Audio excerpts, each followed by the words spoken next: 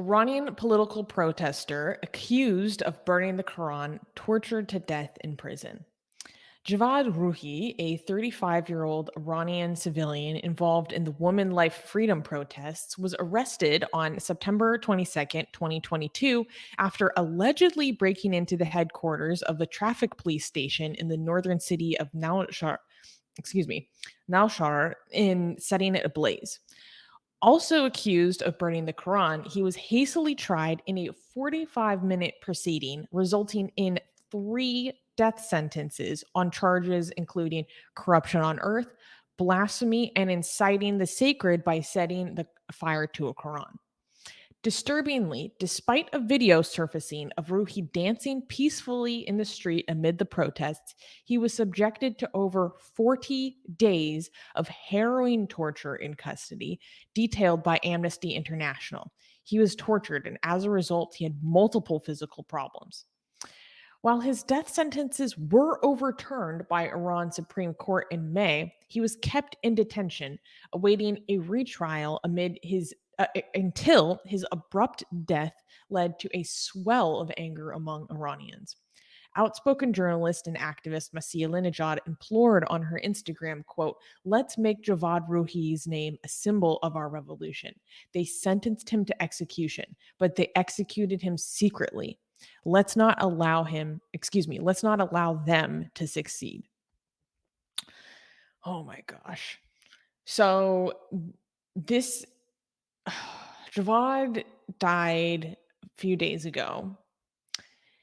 And this like shattered me because I don't know. I think following the uprising in Iran as closely as I do, I know that there are lots of people that I guess feel a particular affinity for certain people who have become the faces of the movement. So like my ex was really moved by the story of Nika Shakarmi, who was a 14-year-old, no, I think she was 15, girl who was murdered for her protesting in September in an extremely brutal way. And one protester that's really close to my heart was Majid Reza Rafnavard, who was executed, hung in public above the streets of his hometown in Kurdistan.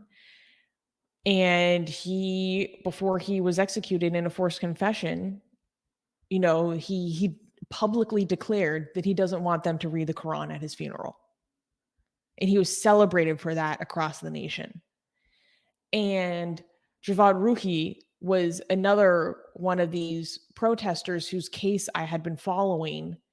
And for whatever reason, I think it was because of the accusations against him, I felt a particular affinity for him. Because this is a man who had some difficulty in life. He ended up getting a divorce because he had some untreated, I think it was maybe bipolar and some instability. He wanted to be a lawyer. He was traveling around, and in these protests, actually, Armin, if you scroll down, we can see the video of him dancing in the protests. And for this dancing in the protests, he was given 3 death sentences. This is the only thing that we have record and evidence for him participating in. And which video? That one right there. One? Yeah. And he was tortured so severely. I don't really want to give details of what they did to him because I think even in death, this man deserves dignity. But they tortured him so severely that he was rendered nonverbal and incontinent. For this right here that we're watching on this screen. For being in public, caught on camera, dancing in public. As protest. I think we should mention how he was tortured because I think we need to know how evil the regime is if you have any details. Oh my gosh. Well, we know that part of his torture involved that he was locked in a cold storage facility for extremely long periods of time. He was tortured with electrical shocks. They sexually assaulted him by icing his testicles for days at a time. They would hang him by his arms for so long that he suffered extremely severe rotator cuff injuries. Um, and much more, much more. And then after all of this, when he's obviously in severely poor physical condition, he was then medically neglected. And honestly, I think medical neglect might be one of the most terrifying forms of torture. Um, yeah, He was murdered. and This is murder. Was an execution disguised as not an execution, but it was definitely an execution, a worse kind of execution. Like it's a slower, more painful type of execution. yeah, and so they trumped up charges against him. They said that he broke into the traffic police station and set it on fire. They said that he set the Quran on fire, and so he was also accused of apostasy. Um, and I guess that those trumped up charges, I guess, are worthy in their mind of this kind of treatment. And I think part of why I have a soft spot in my heart for him is because of the accusation that he burned the Quran. Because even though I find it extremely unlikely that he actually did that, the mere idea that he would be accused of that and then that act alone justifies his murder, um, it's unfathomable to me. And there were photos that came out of him just hours before he died in a hospital bed, rendered unconscious with a feeding tube and a breathing tube. And people were comparing that photo side by side with the photo of Masa Amini just hours before she died after she was beaten so severely in custody by the morality police for her improper hijab. And I mean, when you look at these photos, they're like the mirror image of each other. And I think, especially considering that next week it will be the 1 year anniversary of Massa's death, the 1 year anniversary of her murder. Um, Having this happen so soon to that anniversary and having the images be so similar is just, it serves as a reminder that this cruelty, this barbarism, this lack of accountability, the utter disdain for life, how Iranians are deprived of the right to life constantly and in the most cruel and torturous fashion. I mean, it's just, I don't know. It was this was particularly painful for me. Yeah. By the way, for people who might think that we're making this up when it comes to when you say trumped up charges, because there's no evidence that this guy burned the Quran. Not that burning the Quran is wrong. I burned the Quran, right? But it's so these people have a history, a long history of just adding stuff that people have not done to their cases just so that they could get rid of them. They don't even try to hide it anymore. They don't. They on purpose make it easy for you to tell, like, because they want, this is a fear tactic, right? They say they are trying to, like, when you feel like, oh, are these people stupid, we can tell, like, it's so obvious to people that they're just adding to the case stuff that these people haven't done, but they're not that stupid. They want you to know that they can do that. It's not like it's not like they're trying to do, they're doing a bad job at hiding it on purpose, because it's a method for you to be worried about what they can add to your case.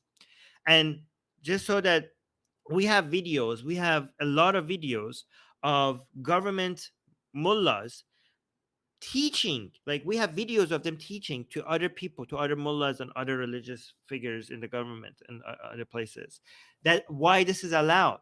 So they're not even hiding it. They record themselves teaching, and this is their justification, right? They say false accusations to the enemy of an Islamic regime is allowed Islamically. They say that. They say that because the highest priority is to uphold and defend an Islamic regime, and because the only proper form of Islamic regime is the Velayat Faqih, anybody who doesn't accept, not just against, anybody who doesn't accept Velayat Faqih is an enemy of God, and you are allowed to use all means necessary to take them down, including false accusations. They say false accusation is Islamically allowed. They have we have videos of them teaching that to people, that that's allowed. And by the way, I want to use this as a reminder for the idiots who say don't burn the Quran because something could happen to you. You know, it doesn't matter if you burn the Quran or don't burn the Quran. If they want to take you out, even if you haven't burned the Quran, they will say you have burned the Quran. So in fact, what you should be doing, I think, is to burn the Quran, so that this doesn't work as a taboo, that in a society, that they could justify this, at least to their own base. Like, look how evil this person is. The reason why we burn Qurans is to desensitize people, is to break a taboo, so somebody who's not evil in the eyes of the government space, because when they say that this is a Quran burner, at least the 10% of the population that still sees it as evil, it will be feels justified about his death or his murder, feels like this was justified, this is okay, this was a Quran burner. We say you have to desensitize the population to how bad this is, so that this does not work as a tactic. Or else it doesn't matter. They still kill people, even if they don't burn the Quran. Anyway. Yeah. No, I completely agree. Yeah. This is also serves as a reminder that, guys, September 16th is the 1 year anniversary of Massa's death. In most, I believe that's Sunday or Saturday for most people. So there will be massive demonstrations happening across the world. So I would really, really encourage you, if you live in a major city or go to your nearest major city, to go find a local Iranian demonstration. I'm going to I'm going to a demonstration next week. I'm bringing some friends. Go bring some friends. You don't have to be Iranian to participate. In fact, I cannot tell you how meaningful it is to the community to see non-Iranians coming forward and supporting them really, really strongly. It makes a world of a difference. And I know that people would be thrilled and really moved to see a lot of non-Iranians there. So I would really, really encourage people to go find a local Iranian demonstration and participate next week. It's important that we remember this movement, remember the people that we lost in this movement, and keep fighting. So, yeah. Oh, I got emotional.